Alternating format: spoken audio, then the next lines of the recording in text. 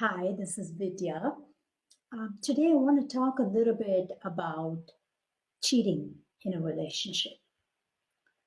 Last week, I had an interesting situation with many of my clients bringing up this topic of cheating and how they felt like they were violated, um, and a whole bunch of other things.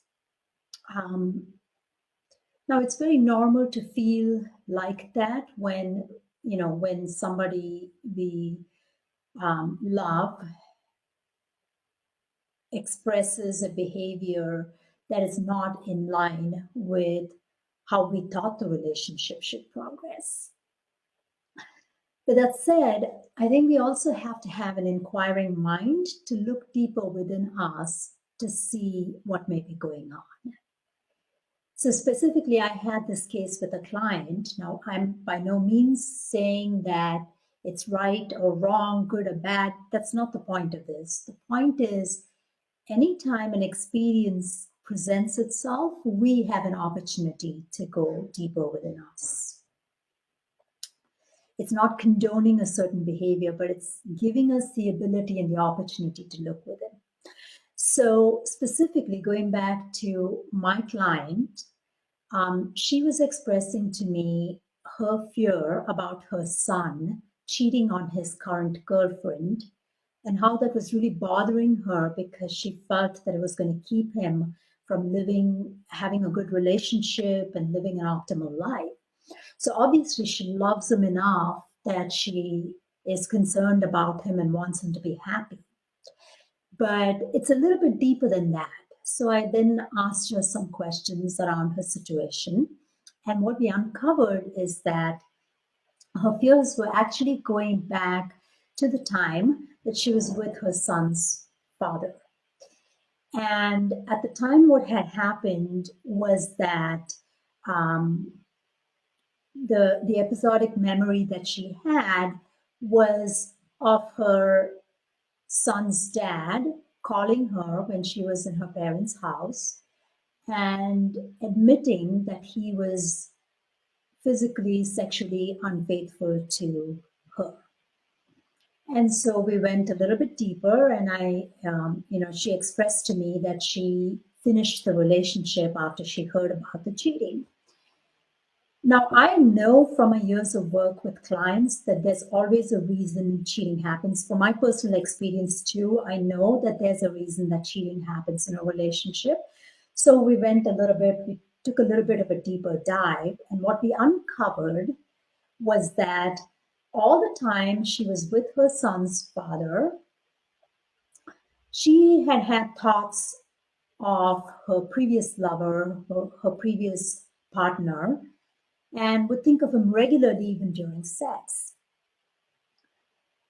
Now, this is not good or bad. A lot of us have this, but what happens is we judge ourselves for having these type of thoughts or emotions, and we make ourselves bad. And the universe has a way of showing us the parts of us that we have disowned and bringing us to our alertness or to our awareness, I should say, and reminding us that we are just human. So, real vulnerability is about being vulnerable with ourselves and recognizing that we're not perfect. We never will be perfect, but we're still whole and complete even without being perfect. So, how can we use this as a foundation to build depth and vulnerability in a relationship? Well, one, we can certainly get deeper within us and recognize that there are parts of us that are not in line with our own expectations sometimes, and give ourselves some space to have those type of thoughts. Accept ourselves without those limiting beliefs of who we are or limited beliefs of how society thinks we should be. And then also, when we start to accept this within ourselves, having that ability to invite our partners and our significant others into a relationship where they can be themselves, where they can be open and free to tell you how they feel without us taking that personally within. This is sometimes not easy, believe me. I have moments where I take things personally. Every one of us does that. But it's really about recognizing when we're doing that and realizing and bringing us back to whole in that moment by recognizing that there is something within us also that causes us to say, I'm going to distance myself from this thought or feeling or emotion and disown this feeling, thought, or emotion in myself.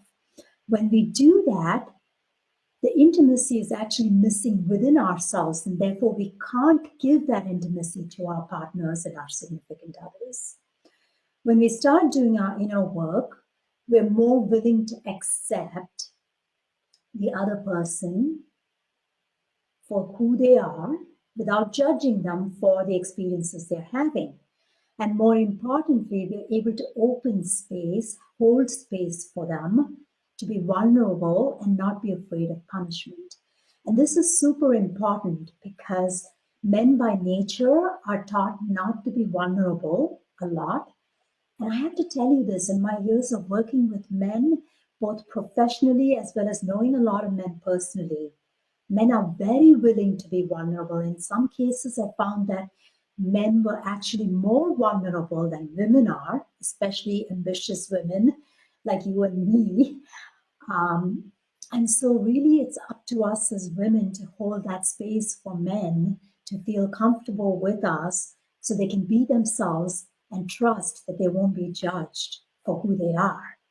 And when they're really actually being honest with us to tell us how they're feeling, they're trying to build something with us, recognizing their effort and really allowing them to come into wholeness within themselves so the relationship can become whole through that experience.